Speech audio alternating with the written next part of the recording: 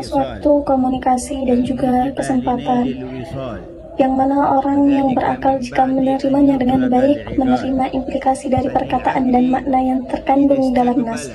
Terungkap keagungan dan berita yang dibacakan kepada kitab oleh lidah guru Al-Masmu' Al-Kamal, Hawaridi bil Kamal, karena tidak ada sekutu baginya di dalamnya. Maha suci Allah, melebihi yang sejenisnya. Dialah cahaya terang yang membimbing kita. Dialah pemanggil ke jalan yang terkuat. Semoga doa dan kedamaian Tuhan tercurah kepadanya dan keluarga serta sahabatnya. Dan siapapun yang mengikuti jalannya niat ini yang terus datang dari buah pohon dan penanaman tuan rumah yang terhormat atas mereka ya dengan yang terpilih doa dan kedamaian yang paling murni sepanjang sisa malam. Bersabda sebaik-baik umat akan tetap mempunyai golongan bangsa yang berpegang pada kebenaran.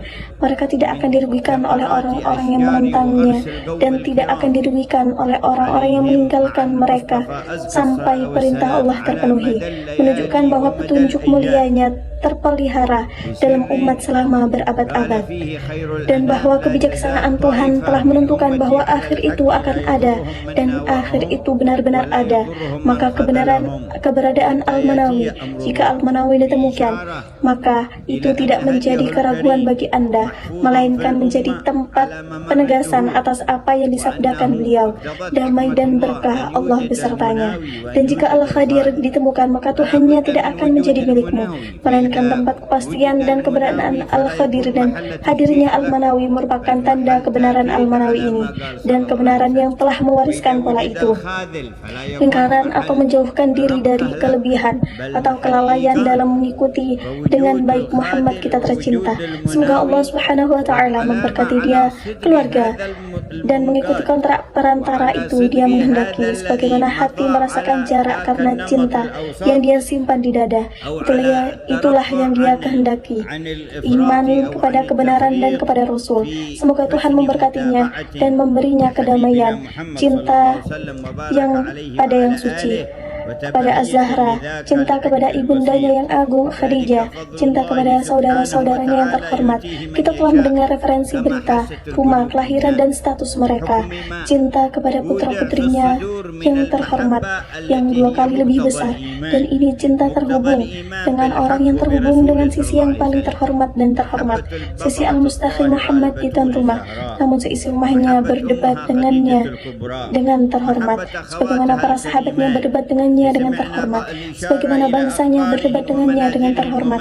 Tidak mungkin seseorang dalam suatu bangsa menjadi orang yang terbaik di antara bangsawan tanpanya hubungan dengan Nabi ini, dan tanpa hubungan dengan Nabi ini hanya para sahabat yang dapat memperoleh kehormatan persahabatan tanpa berhubungan dengan Nabi ini, dan tanpa hubungan dengan Nabi ini, dan tidak mungkin ada satupun dari keluarga Nabi yang dapat menjalin hubungan dengan Nabi, memperoleh keistimewaan tempat dan kehormatan tanpa berhubungan dengan Nabi dan tanpa kontak dengan Nabi. Maka beliau dikenal karena ini sebagai mineral kebutuhan. Itulah tujuan kehormatan Muhammad bin Abdullah bin Abdul Muthalib. Semoga Tuhan dan semoga rahmat Tuhan dan salam baginya dan keluarganya adalah nyata di antara kehormatan keluarganya dan kehormatan para sahabat, dan di antara kehormatan bangsa pada umumnya, elitnya pada khususnya. Maka para ulama bangsa tidaklah seperti ulama dari bangsa-bangsa terdahulu, tetapi yang terjadi justru para ulama bangsa yang seolah-olah salah. Hai Bani Israel, seperti yang diriwayatkan darinya. Semoga doa dan salawat Allah besertanya, beserta keluarganya dan para wali Allah. Umat bangsa ini tidak sama dengan bangsa-bangsa lain yang wali dan para reformisnya.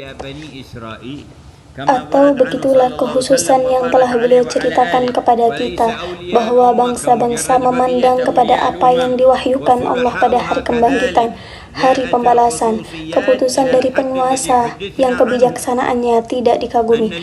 Maha suci Dia, semoga Dia dimuliakan dan ditinggikan Dia dalam kemuliaannya.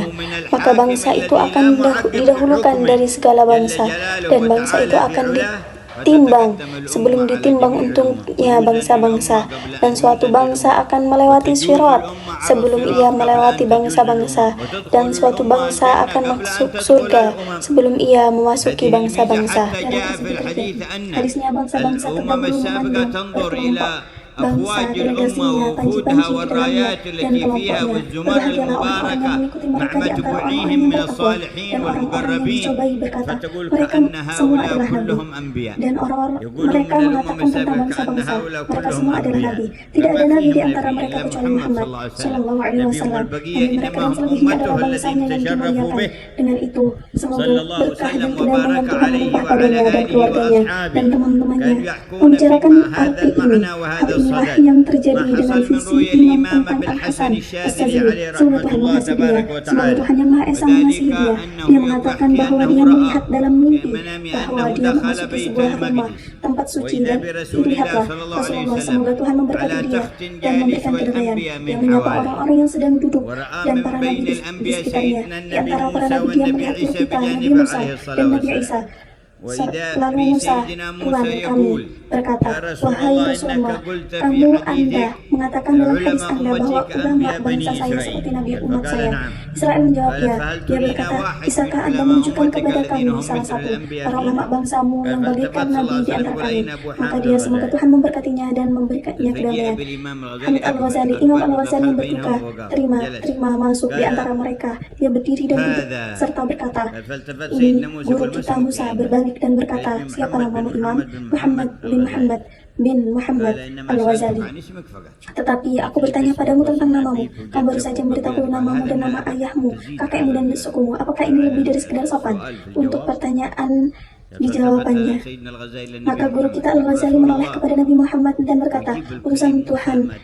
Aku menjawab Musa dengan terhormat, jangan bersikap sopan padanya. Dia berkata, sebaliknya, jawablah dia. Dia berkata, wahai firman Tuhan, ketika Tuhanmu bertanya kepadamu apa yang kau lakukan, itu ada di tangan kananmu, wahai Musa. Jawabanmu adalah, oh, pada tongkat aku akan bersandar, dan aku akan bersandar pada dombaku dan dombaku. Ada alasan lain untuk itu dan tidak menanyakan semua itu kepada Anda. Dia hanya memberitahumu tentang dirimu dan kamu tidak tahu apa-apa sebagai jawaban. Katanya, tetapi kamu berbalik dan berkata, kamu benar, Muhammad. Para ulama di negaramu, para nabi di antara kami, mengapa dia melihat orang yang mengetahui tentang imam ini? Kata Imam itu Al-Haddad mengatakan, hal ini dan buktinya adalah tinta itu. Berbahagialah orang yang kenabian, sebaik-baik pemberi syafaat. Semoga Tuhan memberkati junjungan kita Muhammad Sallallahu Alaihi Wasallam. Melihatnya memasuki Anda ke dalam dewan dan lihat yang muncul darinya, sebuah rantai-rantai terhubung ke cahaya dan terhubung ke diri. Hal itu berkaitan dengan rahasia wahyu dan apa yang datang darinya baginya, dan ini menjadi efek dan buah ini berubah menjadi ini bersama kita. Ia juga menebarkan benih agar yang lain dapat berbuah seperti sebuah benih yang menghasilkan 7 benih. Ada ratusan bulir jagung di setiap bulirnya, dan Tuhan melipat gandakannya untuk siapa yang menghendakinya setelah itu. Dan hal ini mengecualikan urusan haji untuk melihat ciri-ciri, kelebihan dan ciri-ciri kebanyakan orang, dan keuntungan-keuntungan dari perjanjian Adam itu diperolehnya, dan itu diperolehnya dengan tangan. Iri hati adalah akibat dari sikap keras kepala. Kebencian menguasai mereka di tangan pemusuhan dengan berbagai serangan dari zaman antar zaman. Yang penting, Bani Adam adalah salah satu favorit saya dan terkenal karena kelebihannya. Berbahagialah anak Adam, maka Allah menundukkannya dan memberikan kekuasaan kepada saudaramu, ayahku, sampai dia mencapai titik membunuhnya, sampai dia bertarung, dan itu saja Allah mula percobaan bagi manusia. Ia mencapai puncak kerusakan dan puncak nasib, yaitu meremehkan hal yang paling berharga dalam diri makhluk, yaitu darah manusia. Dimuliakan oleh Allah, terpujilah dia dan Tuhan yang Maha Esa, yang di dalamnya dinyatakan sekiranya penghuni surga dan bumi mereka berkumpul untuk menumpahkan darah seorang muslim tanpa hak untuk menindas mereka, Allah akan memasukkan ke dalam neraka siapa aja yang darahnya diharamkan oleh Allah. Maha kuasa Allah. Kejahatan ini merupakan respon terhadap rasa iri, pendidikannya tentang kebencian, dan apa itu. Jadi apa itu hasilnya adalah Tuhan menghormati hal ini. Orang yang terbunuh karena syahid dan angkatlah dia ke tingkat kebahagiaan, maka janganlah kamu membunuh satu jiwa pun secara tidak adil, hingga hari kiamat akan menimpa anak Adam. Yang pertama, mengurusnya.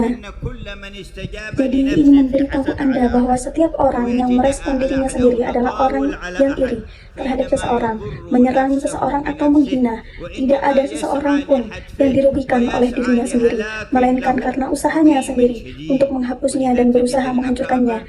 Itu besar untuk para dan parah. Dan karena itu Anda menemukannya. Yang terbesar, yang pertama adalah rumah suci. Dan siapapun yang dibesarkannya yang terpilih yang murni, semoga Tuhan memberkatinya dan memberinya kedamaian. Semoga kedamaian dan berkah terlimpah padanya dan keluarganya. Mereka mewarisi dari orang menyerang atau menyakiti mereka. Kasihan karena mengetahui bahwa dia membuka diri untuk membalas dendam, dan perkara tidak dapat menahannya dan tidak dapat berkuasa melawannya. Kecuali ini, kesombongan telah menutupi halaman pikiran itu. Anda tercerahkan dengan menyadari kebenaran. Jadi ulangi hal tersebut dalam diri saya. Pencipta sedang berlangsung selama berabad-abad dan sungguh menakjubkan bahwa kita hidup juga dalam hidup kita yang singkat. Mungkin saja demikian banyak pengalaman dan banyak pula yang melihatnya seolah-olah tidak demikian. Mereka mencoba untuk menyukainya, seolah-olah mereka tidak pernah mengingatnya dan tidak memiliki teladan dalam hidup mereka. Anda mendapati mereka merencanakan sesuatu yang akan merugikan mereka karena ilusi. Mereka memang disengaja, dan mereka telah mengalami contoh-contoh kerugian ini. Kepada siapa mereka melakukan korupsi, dan hal itu tidak membuat mereka mengatakan tidak, asalkan mereka mengingatnya, maka cukuplah bagimu bahwa kebenaran itu adalah Tuhan yang Maha Esa. Dia menimpakan suatu jiwa dengan niat jahat yang tetap demikian sampai beliau bersabda, kalaupun dikembalikan, artinya dari akhirat ke dunia, jika mereka menjawab, mereka akan kembali menolaknya. Setelah mereka berkata, setelah mereka mengatakan mereka sial, saya berharap kita bisa menanggapinya dan tidak mengingkari tanda-tanda Tuhan kita, dan kami termasuk orang-orang yang beriman. Beliau bersabda, dan sekiranya mereka dikembalikan, niscaya mereka kembali. Dari siapakah itu? Dan mereka itu sesungguhnya adalah pendusta yang lain, Jalal, dan dialah yang Maha tinggi dalam keagungannya. Bahkan jika kita telah mendatangi mereka, jika kita membuka pintu tendanya, bagaimana? Maka mereka tetap tinggal di dalamnya. Sekalipun kami telah menurunkan kepadamu malaikat-malaikat dan berbicara kepada mereka, orang-orang mati, dan kami kumpulkan segala sesuatu pada mereka sebelum mereka ada hari ini. Apa yang terjadi hari ini karena insya Allah. Siapa yang menyelamatkan? Tidak sekalipun kami menurunkan malaikat dan berbicara kepada mereka, orang mati. Kami mengumpulkan semuanya sebelum hari itu tiba, insya Allah. Tapi kebanyakan orang cuek. Demikian pula kami jadikan musuh bagi setiap nabi, yaitu setan-setan umat manusia. Para jin saling menginspirasi dengan ucapan-ucapan hias penipuan, dan jika Tuhanmu menghendaki, niscaya mereka akan melakukannya. Maka biarkanlah mereka memfitnah orang yang tidak mengharap akhirat, yang menggembirakannya, dan orang yang menyapu bersih apa yang dikehendakinya. Mereka terpecah belah. Kata Allah ketika menyebut binatang buas itu, rasa hormat disadarkan pada dia. Adakah yang lain selain Tuhan yang menjadi wadah penghakiman? Carilah hukum selain Allah, dan dialah yang menurunkan wahyu kepadaku. Bukunya detail. Dalam tafsir kitab ini terdapat uraian tentang hal-hal yang dicintai dengan Tuhan dan untuk mereka yang dicintai dan digambarkan oleh Tuhan untuk generasi pertama kita, bangsa ini pada umumnya, dan pelindung pertamanya pada khususnya. Dengan deskripsi, apakah deskripsi tersebut akan diterima sebagai imbalan atas deskripsi tersebut? Deskripsi yang berasal dari seorang pemikir, yang berasal dari seorang sejarawan, uraian yang berasal dari pemilik prinsip. Ada yang bilang dia peneliti, dan ada yang bilang dia peneliti diverifikasi. Jika Tuhan menjelaskan, mungkinkah uraian ini bertentangan dengan satu uraian yang memberitahu Anda, saya telah mempelajari sejarah, dan dia memberitahu Anda bahwa saat saya telah mempelajarinya, pada kenyataannya dia berkata, saya memiliki gambaran Tuhan. Hal itu dibebankan kepada saya dengan gambaran yang bertentangan dengan gambaran Tuhan yang mengadugerahkan. Bisakah orang ini diterima oleh orang yang waras? Apakah boleh diterima oleh seorang muslim? Tuhan yang Maha Kuasa mengambil alih uraiannya, khususnya untuk pendahulu pertama, imigran dan ansor. Dia bersabda, dan orang-orang yang mengikuti mereka dalam kebaikan, semoga Allah meridhoi mereka. Dan setelah dia berkata semoga Tuhan meridhoi mereka, Seseorang menjawab dan memberitahu bahwa saya sakit, dan dia membuat kita ragu akan rasa puas dengan mengatakan, jangan lakukan kata-kataku. Tuanku, apakah Anda punya kabar dari mana mendapatinya? Inilah berita yang maha mengetahui segala sesuatu dan menghitung segala sesuatu. Sesuatu yang terhitung, semoga dia muliakan dan diagungkan di dalam keagungannya. Ada suatu kaum yang datang untuk berjanji setia pada Nabi. Pohon itu adalah si fulan, dan si fulan dan si fulan, dan menjualnya. Nabi, dengan ketika mereka berjanji setia kepadamu, kamu akan malu. Maka ketahuilah apa untungnya. Dialah ulama yang mengajarinya. Seseorang mendatangi kami setelah 50 tahun dan berkata, dia akan memberitahu Anda. Ini ada di dalam hati mereka, dan ini ada di dalam diri mereka. Aku berkata kepadamu, Tuhanku bersabda, kamu mengetahui apa yang ada di dalam hati mereka. Tunjukkan padaku rahasia hati mereka. Dia beriman, saya punya kesimpulan, saya punya sejarah. Demi Allah, kami tidak menerima riwayat Imam Al-Quran sejarahnya, tidak menceritakan kepada yang maha pemurah, yang maha mulia. Apa ini? Sejarah penghinaan yang membingungkan Anda dan memilih beberapa ocehan yang mengambilnya dan ingin dikuatkan dengan wahyu yang mulia Al-Munazzah, yang maha agung lagi maha agung, mengetahui apa yang ada di dalam hati mereka. Maka dia menurunkannya. Semoga Allah memberkahi mereka dan menghadiahi mereka dengan kemenangan segera. Dan ketika beliau menggambarkan kaum Muhajirin dan Ansar dalam deskripsi Naqra dalam Al-Quran di suatu surat Al-Hasyr, dijelaskan uraian pertama ini, dan mereka berkata itulah yang benar. Dan dia berkata tentang, lihatlah mereka orang-orang yang beruntung. Lalu dia berkata, dan siapa mereka datang setelah mereka ambil berkata, ya Tuhan kami, ampunilah kami. Dan kepada saudara-saudara kita yang datang sebelum kita ketika pertanyaan itu dikirimkan, Allah yang memberi petunjuk pada ayat tersebut. Tahukah dia tentang ayat tersebut? Siapa yang digambarkan oleh penyerang Ansar adalah yang dilakukan semua orang. Salah satu dari mereka secara akurat menyatakan apa yang akan dilakukan, dan dia, lihatlah mereka orang-orang yang beruntung. Lalu ia berkata, mereka datang sambil berkata, ya Tuhan, ampunilah kami dan kepada saudara-saudara kami yang datang sebelum kami. Ketika pertanyaan itu diturunkan, Allah yang memberi petunjuk pada ayat tersebut. Tahukah dia tentang orang-orang ini, siapa yang digambarkan oleh Ansar, tentang apa yang akan dilakukan oleh semua orang? Salah satu dari mereka secara akurat menyatakan apa yang akan dia lakukan dan ingin dilakukan, bahwa ia meninggal dan ia tidak mengetahuinya ketika ayat itu diturunkan. Tahukah Allah yang menurunkannya? Apa yang mereka akan lakukan justru dalam setiap bahaya itu akan terjadi padanya, dan setiap niatnya akan terpenuhi sampai dia meninggal. Dan setiap 6 hal yang akan dia lakukan, baik dia menyadari atau tidak, dia tahu. Lalu dia berkata, dan dari siapa datangnya?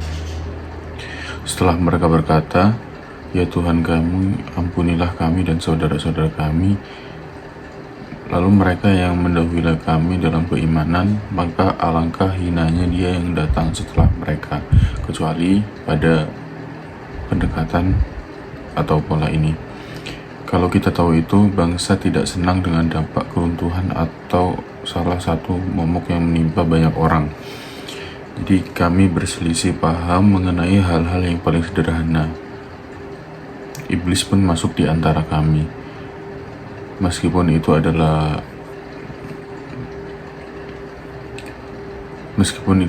sebuah dunia, kami akan bersatu. Kami adalah yang terhebat dan yang paling berbudi luhur, dan kami tidak akan diadili setelah itu. Dan kami kemudian mengatur jiwa kami atau berpikir bahwa cinta kami, bahwa tak satupun dari mereka memerlukan sesuatu untuk memuaskan keinginan kami, jiwa kami, atau pencarian kami akan uang atau otoritas untuk status di dunia.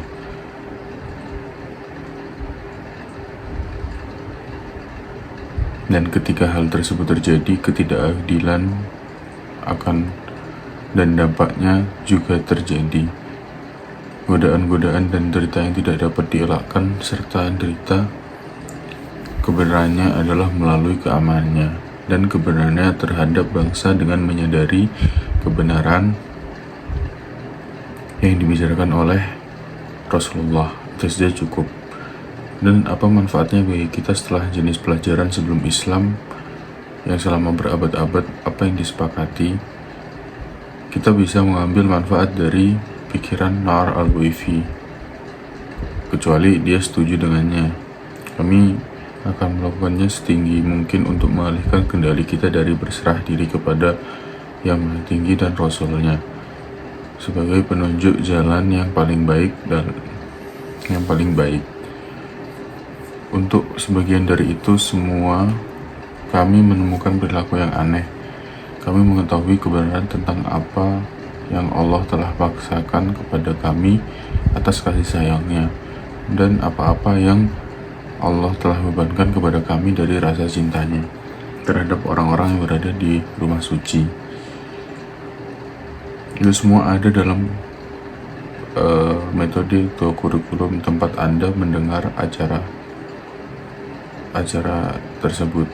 Anda mendengar pembicaraan tentang hal itu seperti dalam kata-kata Habib Bakar, yaitu dengan pendekatan perdamaiannya dan pendekatan integritasnya, pendekatan untuk menahan diri dari fitnahnya dan pertumpahan darah.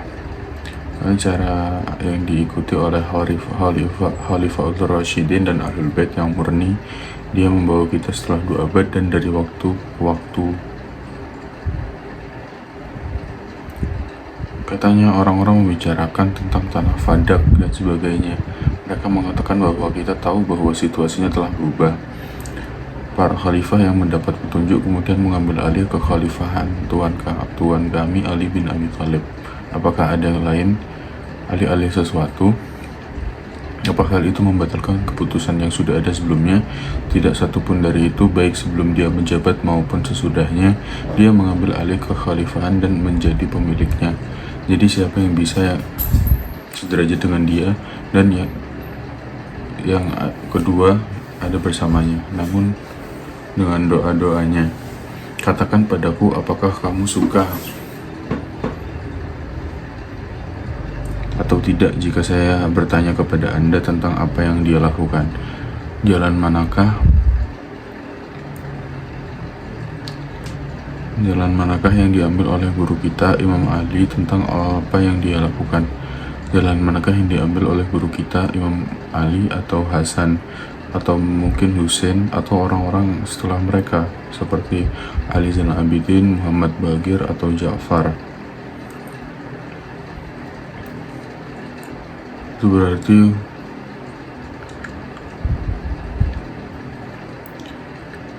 saya bersumpah dia tidak melakukan itu, dan tidak ada yang tahu alasannya. Dia tidak mengenal satupun dari mereka. Dia juga tidak mengenal satupun dari penyerangannya, dan tidak satupun dari mereka yang tahu yang merugikan orang lain siapapun mereka. Semoga Tuhan memberkati.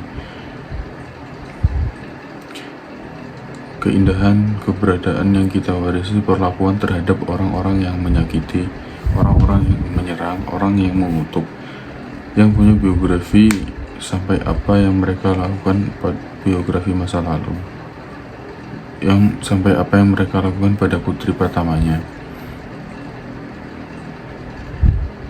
yang menceritakan ada di dalam perutnya yang sedang hamil. Mereka terjatuh saat berjalan ke Madinah. Ia pun mendoakan segala sesuatu yang terjadi sebelum hijrah. Dan kemudian transaksi terjadi ketika delegasi Mekah. Mereka pergi para pelajar,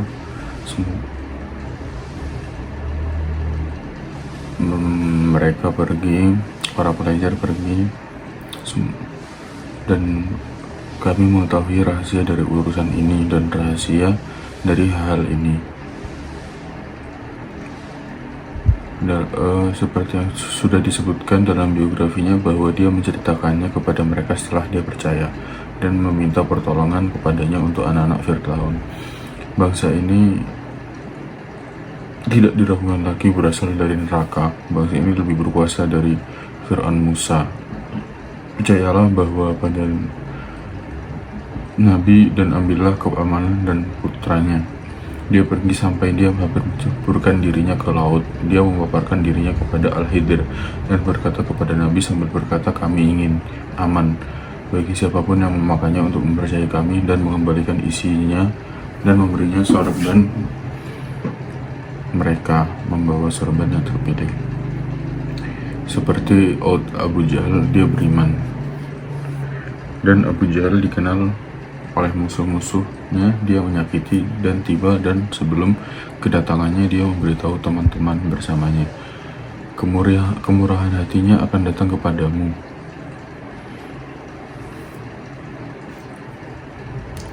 mencari, maka janganlah kamu menyebut ayahnya dengan cara yang buruk di hadapannya. Apa ciptaan ini, apa gagasan ini, apa pandangan ini, apa integritas ini, inilah kesempurnaan. Apa kesempurnaan ini? Mereka sangat mengingat ayahnya di hadapannya, dan ayahnya adalah seorang kafir yang meninggal, seorang pejuang melawan kekafiran di hari Badar, dan dialah penulis orang-orang pada hari Badar. Dia berkata tentang hari itu, Fir'aun lebih kuat dari Musa ketika Musa menyusulnya. Saya percaya bahwa tidak ada Tuhan selain dia yang dijadikan anak-anaknya, tapi inilah yang dikatakan kepada saya, tumbuhlah kepalaku agar Muhammad mengetahui bahwa aku mempunyai kepala yang jelek. Potonglah kepalaku, leherku dari bawah, dan aku memberitahunya, dan dia memberitahunya bahwa dia mengatakan itu padanya musuh jika Tuhan melarang.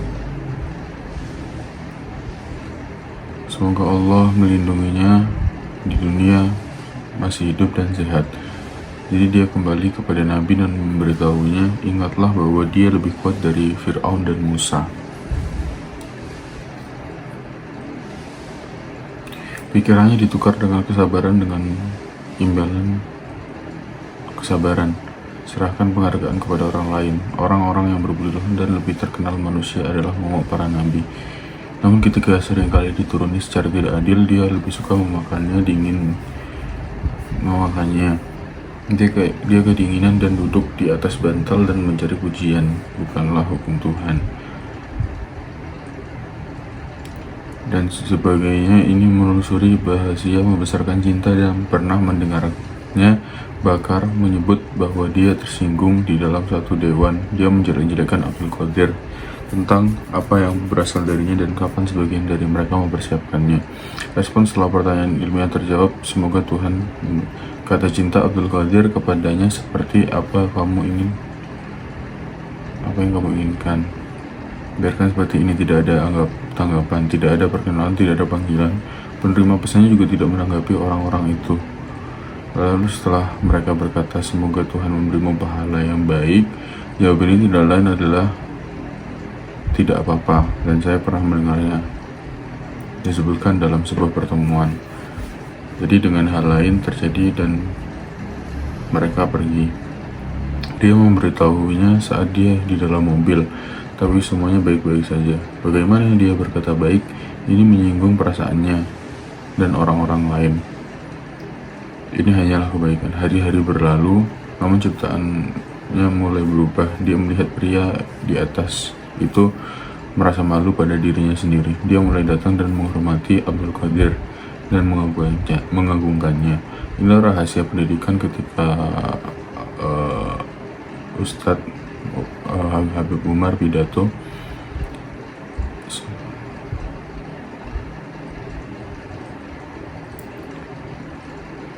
dan berkampanye berpidato tentang kemunafikan Presiden Abdullah bin Abi, di mana mereka akan kembali ke kota dan mereka akan melihat orang-orang ini mengambil uang atau korupsi, dan kami memberi mereka rumah kami hari ini. Mereka menyuruh kami kembali ke kota dan mereka tidak pergi. Semakin jahat berita itu disampaikan kepada Nabi, dan dia datang berbohong. Dia bilang, aku tidak mengatakannya sampai dia takut. Mukmin yang jujur akan berdusta ketika mendengarnya. Sumpah di depannya. Dan ayat itu diturunkan, dan itu terpenuhi setelah ayat diturunkan. Kata guru kami, Umar bin Khattab kepada Rasulullah, saya mohon izin Anda, kita berteman baik selama dia bersama kita. Sebaliknya kita berteman dengannya selama kita mengingat Nabi Muhammad. Wahai Umar, ingatlah kamu pada hari kamu menyuruhku membunuh anak Fulan bin Fulan. Jika aku membunuhnya, hari itu pasti akan menggerakkannya. Artinya keguguran akan datang pergi. Seandainya aku memerintahkan salah satu dari mereka untuk dibunuh, niscaya aku tidak akan membunuhnya sendiri ketika kebenaran menjadi jelas dan mereka melanjutkan perjalanan. Oh ya Rasulullah, ketahuilah bahwa pandanganmu lebih baik dari pandanganku. Pendapat Anda bagus, saya sedang terburu-buru dengan antusiasme saya. Tapi juga Anda adalah pemilik wawasan, Anda adalah pemilik kenabian. Lalu Umar mengangkat hal ini sebagai pendidikan dan ilmunya. Mereka berkata pada hari itu, jika aku telah memberimu izin dengan membunuhnya,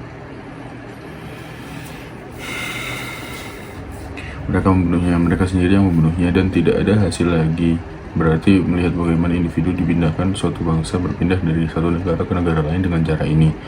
Maksudnya, ini adalah perilaku yang sama yang ditangisi Abu Siddiq yang sedang berada di awal tahun haji. Perpisahnya ketika dia melihat Tuhan kami Suhail bin Amr, dia membantah puisi untuk menyaingi puisi Rasulullah di Mina.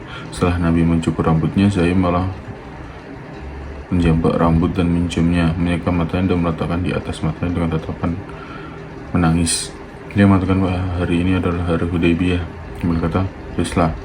Ali mengatakan ini adalah apa yang Muhammad katakan tentang dia. Lalu dia berkata, saya tidak tahu bahwa Anda adalah utusan Allah. Kalau saja saya tahu bahwa Anda adalah Rasul, mengajukan klaim kepadanya, tetapi mereka tidak puas kami menulis Muhammad. Kami bahkan tidak menulis nama Tuhan Allah yang Maha Pemurah dan Penyayang. Kami tidak mengetahui hal ini ada tertulis.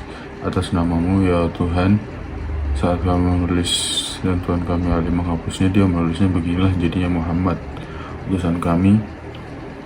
Tidak tahu bahwa ada seorang utusan, bahwa Anda adalah utusan Tuhan kami, bukan akulah Rasulullah. Meskipun mereka berbohong, tujukan tempatnya dan turunkan tangannya.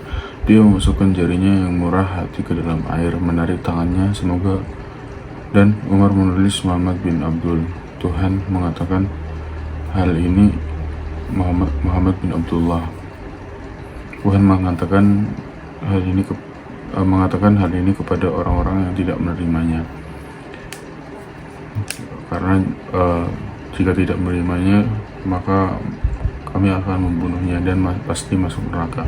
Dan seorang anak laki-laki yang akan dibunuh dan seorang anak laki, tetapi hatiku menciptakan utusan-utusannya. Di salah satu puisinya, perubahan kondisi penciptaan ini ada pada dirinya dan Tuhan dari neraka ke surga. Dia mendekatkan diri dari jarak jauh maksud Nabi, yaitu apa yang dikehendaki Nabi, yaitu buahnya demi keciptaan yang mulia. Maka percayalah kepadaku, ya Allah, betapa indahnya moral yang kami ketahui dari para remaja putra kami, laki-laki kami, mempelajarinya dari ulama kami. Insya Allah tidak akan berhenti dan tidak berkurang, dan di antara kita tetap ada pada orang-orang setelah kita. Ya Allah, jadikanlah kami tabah, tidaklah baik memberkati pertemuan ini. Semoga Allah memberkati meja-meja ini. Semoga Allah memberkati bagi kami perbuatan baik dan pujian ini. Lindungi kami ya Allah untuk musibah dan sebab-sebab menyebabkan penyesalan di dunia ini dan di hari kiamat. Aku tidak akan menumpahkan darah umat Islam, suntikan darah umat Islam. Lindungi kehormatan mereka dan lindungi uang mereka, dan mempercepat pertolongan sekelompok orang Damaskus ya Allah. Angkatlah musibah ini dari kaum muslimin dan hormatilah umat Islam dengan hormat. Ubahlah koalisi terbaik dan sesuai rahmat dan hak kita. Tolaklah segala kejahatan dan hilangkan serta hama dan musibah yang mengubah kondisi menjadi lebih baik. Kumpulkan dan amalkan tanah dan negara ini, dua masjid suci, dan apa yang ada di sebelahnya dan apa yang ada di sekitarnya. Ya Tuhan, berilah, ya Allah, berilah rasa aman, tentram, dan lindungilah kami dan kaum muslimin dari keburukan orang-orang jahat dan keburukan orang penuh tipu daya, musibah, dan jadilah orang-orang bertakwa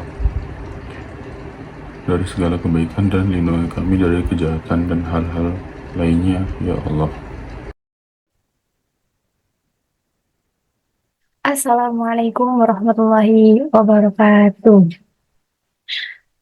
Perkenalkan, nama saya Fasya Malia Salsabila di sini saya dari kelompok 1 akan menjelaskan analisis video penerjemahan lisan yang telah dilakukan oleh dua teman saya, yakni Haizah Roshidah dan Mirza Ali Al-Haidar.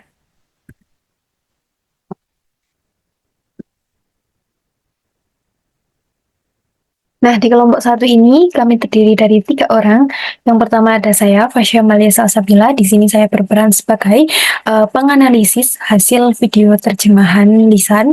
Kemudian ada Haizah Roshidah sebagai penerjemah yang pertama. Kemudian ada Mirza Ali Al-Haidar sebagai penerjemah yang kedua. Dalam menganalisis video penerjemahan lisan yang telah dilakukan oleh teman saya, di sini ada 4 poin yang akan saya analisis, yaitu yang pertama ada tipe penerjemahan lisan, kemudian ada strategi dan teknik penerjemahan lisan, kemudian ada intervensi dan metode penerjemahan lisan, kemudian yang terakhir ada langkah-langkah penerjemahan lisan.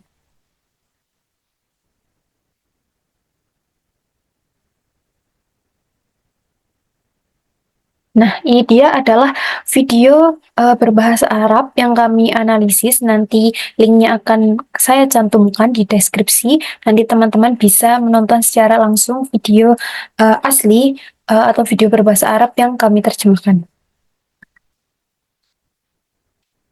Nah, untuk analisis yang pertama, yaitu mengenai tipe penerjemahan lisan.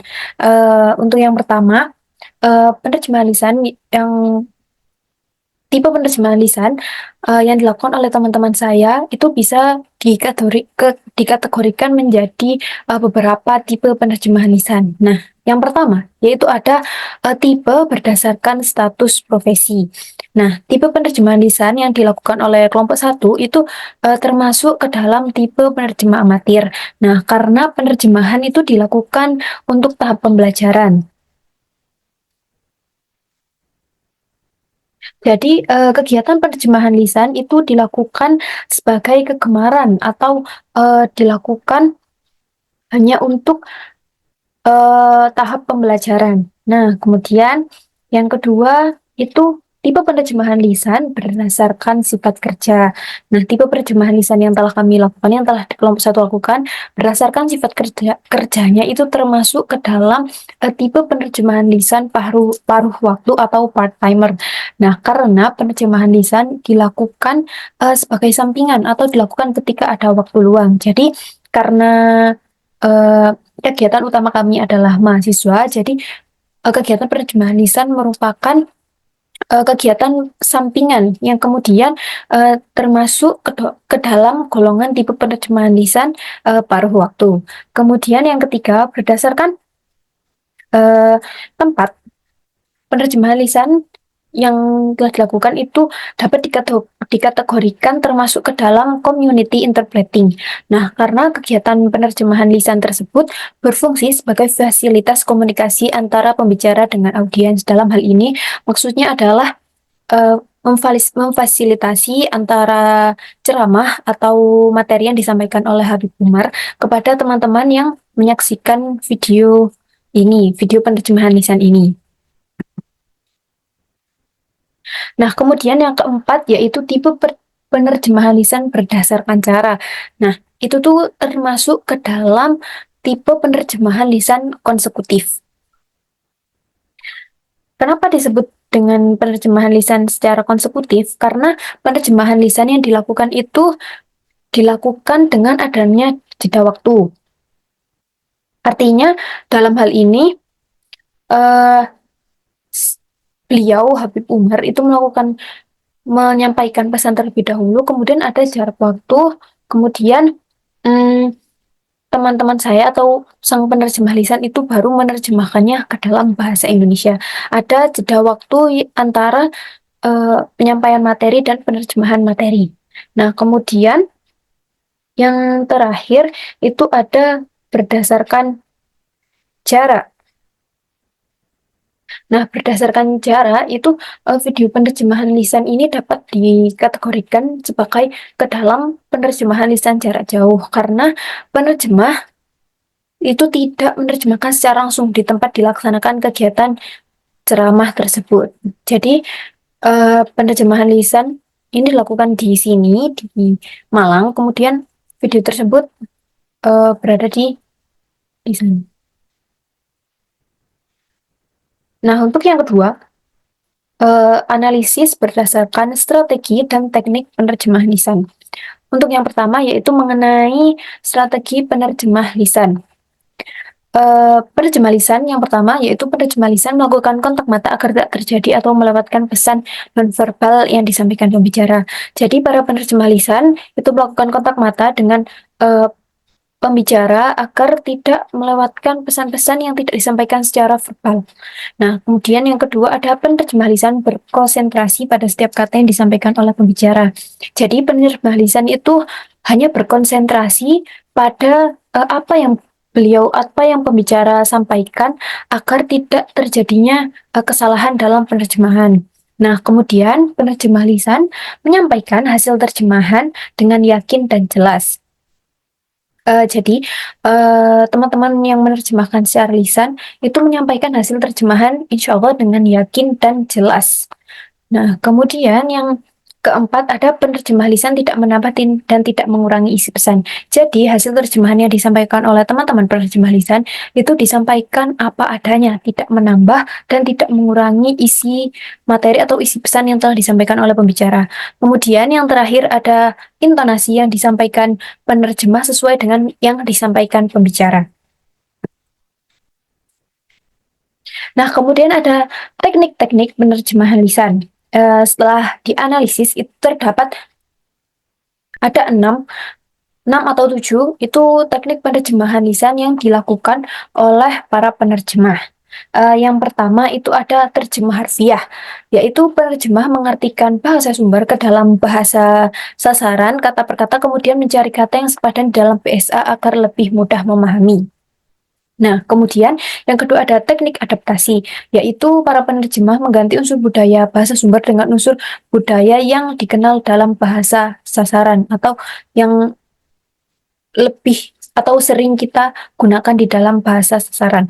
Nah, kemudian ada pungutan. Nah, pungutan ini para penerjemah lisan menerjemahkan dengan penggunaan kata secara langsung dari bahasa sumber ke dalam bahasa sasaran. Nah, kemudian yang selanjutnya ada teknik amplifikasi atau deskripsi. Nah, pada teknik ini penerjemah itu mendefinisikan atau memparafrasekan istilah yang tidak ditemukan padanannya. Misalnya, kata ini tidak ditemukan bahasa atau arti dalam bahasa sasarannya. Jadi kemudian para penerjemah itu menerjemahkannya dengan cara menjelaskan atau mendefinisikan kata tersebut. Nah, kemudian ada kompensasi. Nah, kompensasi ini penerjemah menyampaikan terjemahan sedikit berbeda dengan bahasa sumber karena porsi bahasanya tidak sama. Kemudian yang terakhir ada amplifikasi linguistik, yaitu penerjemah lisan menambahkan unsur-unsur linguistik ke dalam teks bahasa sumber. Mengapa terdapat banyak sekali atau beberapa teknik penerjemahan lisan yang digunakan? Karena apabila kita hanya menggunakan satu teknik penerjemahan itu tidak bisa, karena jika kita hanya menggunakan satu teknik terjemahan, maka kita kurang bisa untuk menerjemahkan kata atau kalimat yang lainnya. Kan kadang juga tidak selalu semua bahasa asing itu dapat diterjemahkan misalnya dengan terjemah asli atau tanpa ada pengurangan atau penambahan atau menggunakan istilah tambah-tambahan yang lain, itu kan tidak bisa. Jadi digunakannya beberapa teknik penerjemahan lisan di sini itu berfungsi agar hasil terjemahan yang disampaikan itu dapat lebih diterima dan dipahami oleh para audiens atau pendengar. Nah, yang selanjutnya itu ada interferensi dan metode penerjemahan lisan. Untuk yang pertama, interferensi penerjemahan lisan itu ada 2 faktor yang menyebabkan interferensi. Nah, yang pertama itu adalah tidak cukupnya kosakata bahasa penerima. Kenapa ada interferensi dalam video penerjemahan lisan yang kami analisis, yang kami terjemahkan? Itu karena tidak cukupnya kosakata dalam bahasa sasaran, sehingga terjadi adanya interferensi. Kemudian yang kedua ada kebutuhan akan sinonim. Tidak semua bahasa itu dapat diartikan dengan bahasa bahasa aslinya. Jadi sehingga kita kadang membutuhkan sinonim atau kata yang sepadan. Eh, Hal ini juga dapat kita temukan tadi ya di teknik-teknik penerjemah lisan. Kemudian yang selanjutnya itu ada jenis interferensi penerjemahan lisan. Nah, penerjemahan lisan yang kami lakukan oleh kelompok satu itu dapat dikategorikan ke dalam atau termasuk interferensi bahasa asing menggunakan penjelasan penerjemahan verbal. Jadi para penerjemah lisan itu menjelaskan, kemudian yang dijelaskan itu menggunakan anu, bahasa verbal seperti itu. Kemudian yang selanjutnya ada metode penerjemahan lisan. Nah, metode penerjemahan lisan di sini ada dua. Yang pertama yaitu berdasarkan penekanan pada bahasa sumber. Nah, penerjemahan lisan yang telah kami lakukan itu termasuk ke dalam metode penerjemahan semantik. Nah, penerjemah lisan itu menerjemahkan makna kontekstual bahasa sumber sedekat dan semirip mungkin dengan struktur sintaksis dan semantik bahasa target atau bahasa sasaran. Kemudian yang kedua yaitu berdasarkan penekanan pada bahasa target. Nah, termasuk ke dalam metode penerjemahan komunikatif, yaitu karena penerjemah lisan mengungkapkan makna kontekstual bahasa sumber ke dalam bahasa sasaran dengan cara yang memudahkan audiens untuk menerima dan memahami hasil terjemahan. Inti dari metode yang digunakan oleh penerjemah lisan di sini itu agar hasil terjemahan yang dihasilkan itu dapat diterima dan dipahami oleh para audiens dengan baik agar tidak terjadi adanya miskomunikasi atau salah paham. Nah, selanjutnya yaitu ada langkah-langkah atau yang terakhir itu tentang langkah-langkah penerjemahan lisan. Nah, sebelum melaksanakan kegiatan penerjemah lisan, para penerjemah itu menjaga kesehatan baik jasmani maupun rohani agar ketika menerjemahkan mereka tidak sakit. Kemudian ada mempersiapkan alat tulis untuk note taking. Nah, alat tulis untuk note taking di sini berfungsi sebagai alat untuk mencatat apabila ada mungkin kata-kata sulit atau kata-kata yang mungkin terlewat atau kurang dipahami oleh penerjemah. Nah, kemudian ketika saat bertugas, langkah-langkah yang dilakukan oleh para penerjemah itu yang pertama menangkap pesan yang disampaikan oleh narasumber dengan baik. Jadi,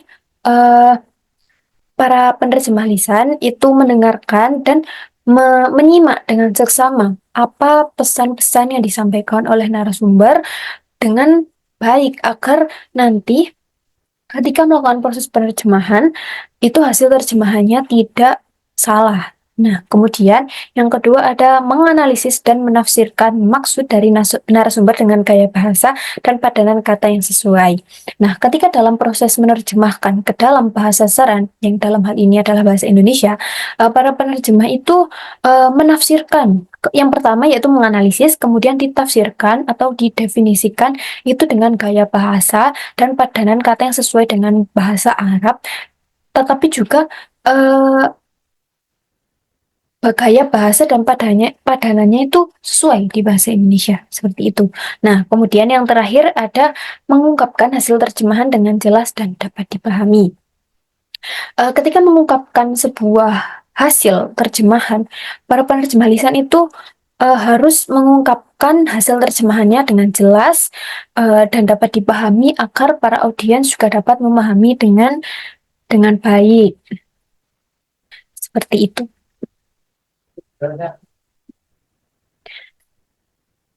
Itu tadi penjelasan analisis dari video penerjemahan lisan yang telah dilakukan oleh kelompok satu. Semoga penerjemahan lisan, kegiatan penerjemahan lisan dan analisis yang telah kami lakukan oleh kelompok satu dapat bermanfaat bagi teman-teman semua yang menonton. Saya mewakili kelompok satu apabila dalam menerjemahkan atau dalam berbicara, kemudian dalam menjelaskan analisis, ada salah kata atau ada hal yang mungkin kurang difahami, kami mohon maaf. Apabila ada pertanyaan, mungkin bisa teman-teman sampaikan di kolom komentar, atau mungkin nanti bisa menghubungi kami secara langsung. Saya ucapkan terima kasih kepada semua teman-teman yang telah menonton dan menyimak penjelasan kegiatan terjemahan lisan, kemudian penjelasan, analisis dari saya. Saya ucapkan terima kasih banyak. Saya akhiri. Wassalamualaikum warahmatullahi wabarakatuh.